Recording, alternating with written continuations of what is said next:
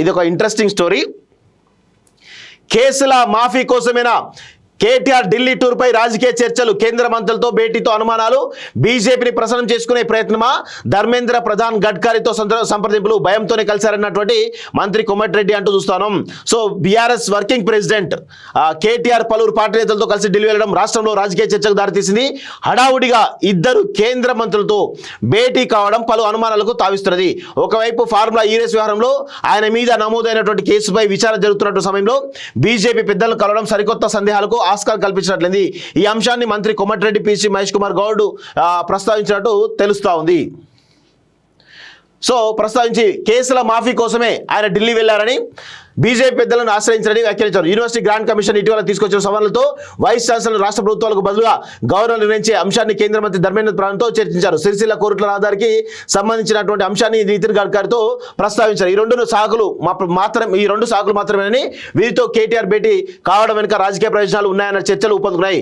ఒక్క రోజుకే తిరుగు ప్రయాణం, అసెంబ్లీలోనే అనుమానాలు, కులగన తీర్మానం అసెంబ్లీలో చర్చకు వచ్చే సమయంలో బీజేపీ ఎమ్మెల్యే పాయల్ శంకర్ లేవనెత్తిన అంశాలను బీఆర్ఎస్ నేతలే తెర వెనుక ఉండి అందించారని ముఖ్యమంత్రి రేవంత్ రెడ్డి అసెంబ్లీ వేదికగానే విమర్శించారు. అపోలో సంఘం అనే పేరుతో వారిని ఎద్దేవా చేశారు.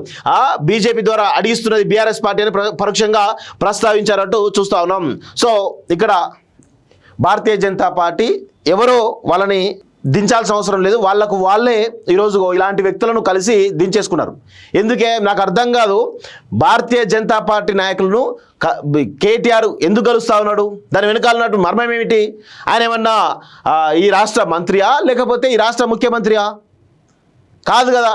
ఒక ప్రతిపక్ష పార్టీ సంబంధించిన నాయకుడు డైరెక్ట్గా ఈరోజు నితిన్ గడ్కరీ, ధర్మేంద్ర ప్రధాన్ కలుస్తున్నాడు అంటే దాని వెనకాల చాలా పెద్ద వ్యూహం ఉంది. కేటీఆర్ తన యొక్క కేసులు ఏవైతే ఉన్నాయో ఆ కేసులను తప్పించుకోవడానికే ఈరోజు పెద్ద ఎత్తున ప్రయత్నం చేస్తున్నాడు.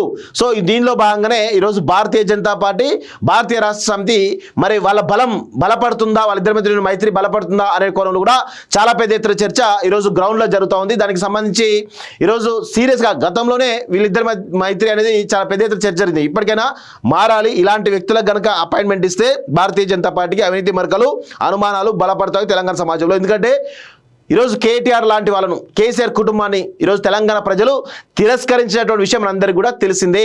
సో ఈ క్రమంలో వాళ్ళని తిరస్కరించే సమయంలో వాళ్ళని ఆదుకోవాల్సిన అవసరం ఈరోజు భారతీయ జనతా పార్టీ నాయకులకు ఉండొద్దు. ఉంటే ఇక మీ కర్మ, మిమ్మల్ని ఎవరు కూడా బాగుపరచలేరు అనే విషయం కూడా గుర్తుపెట్టుకోవాలి.